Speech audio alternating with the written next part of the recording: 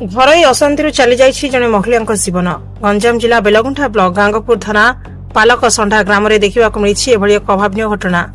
ପାଲକସଣ୍ଡା ଗ୍ରାମର ଭାସି ପ୍ରଧାନ ଏବଂ ତାଙ୍କ ଦିଅର ମୁରଲୀ ପ୍ରଧାନଙ୍କ ପରିବାର ମଧ୍ୟରେ କିଛିଦିନ ହେବ ବିବାଦ ଲାଗିଥିଲା। ଅପରାହ୍ନରେ ନୀଳକଣ୍ଠେଶ୍ୱର ମନ୍ଦିର ନିକଟରେ ଛେଳି ଚରାଉଥିବା ବେଳେ ଛେଳି ପଲ ମୁରଲୀଙ୍କ ରାଶି କ୍ଷେତ୍ରରେ ପଶିଯାଇଥିଲେ। ଏହାକୁ କେନ୍ଦ୍ର କରି ଦୁଇଟି ପରିବାର ମଧ୍ୟରେ ବଚସା ଏବଂ ପରେ ସାଂଘାତିକ ହଣାକଟା ହୋଇଥିଲା।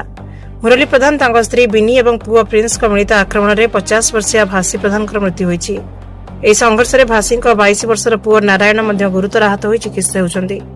ଆଶ୍ଚର୍ଯ୍ୟର କଥା ହେଉଛି ଆକ୍ରମଣ ପରେ ମୁରଲୀଙ୍କ ପରିବାର ନିଜ ଅଭିଯୋଗ କରିବାକୁ ଗାଙ୍ଗପୁର ଥାନାରେ ପହଞ୍ଚିଥିଲେ। ମାତ୍ର ପୋଲିସ ପୂର୍ବରୁ ହତ୍ୟାକାଣ୍ଡ ସୂଚନା ପାଇସାରିଥିବାରୁ ଅଭିଯୁକ୍ତ ମୁରଲୀ ତାଙ୍କ ସ୍ତ୍ରୀ ଏବଂ ପୁଅକୁ ଥାନାରେ ଅଟକ ରଖିଛି। ଗଞ୍ଜାମ ଆଡିସନାଲ ଏସପି ରଞ୍ଜନ କୁମାର ଦେ, ଭଞ୍ଜନଗର ଏସଡିପିଓ ଡକ୍ଟର ଦୀପକ ମିଶ୍ର ଏବଂ ଗାଙ୍ଗପୁର ଥାନା ଅଧିକାରୀ ବନବିହାରୀ ପ୍ରଧାନ ପହଞ୍ଚି ତଦନ୍ତ ଜାରି ରଖିଛନ୍ତି। ଏହି ଘଟଣାକୁ ନେଇ ସ୍ଥାନୀୟ ଅଞ୍ଚଳରେ ତୀବ୍ର ଚାଞ୍ଚଲ୍ୟ ଖେଳିଯାଇଛି। ଗାଙ୍ଗପୁର ଥାନା जो पालकसंडा गाँ अच्छी से गाँव रे संपूर्ण भाई भाई पारिवारिक विवाद को लेकिन गोटे अभावन घटना घटी।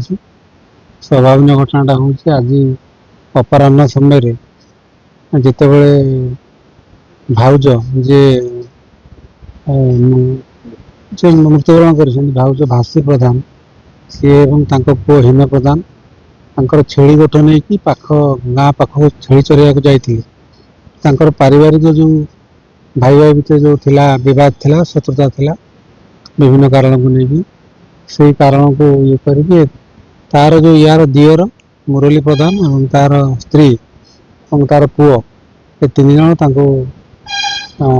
फॉलो करके जाइए जो जगह छेली चोर होते पाख जगार से मारणास्त्र द्वारा आक्रमण करते भासी प्रधान और पुओ हीन प्रधान को भासी प्रधान घटनास्थल मृत्यु होता और हीन प्रधान एवं चिकित्साधीन अच्छा हस्पिटाल।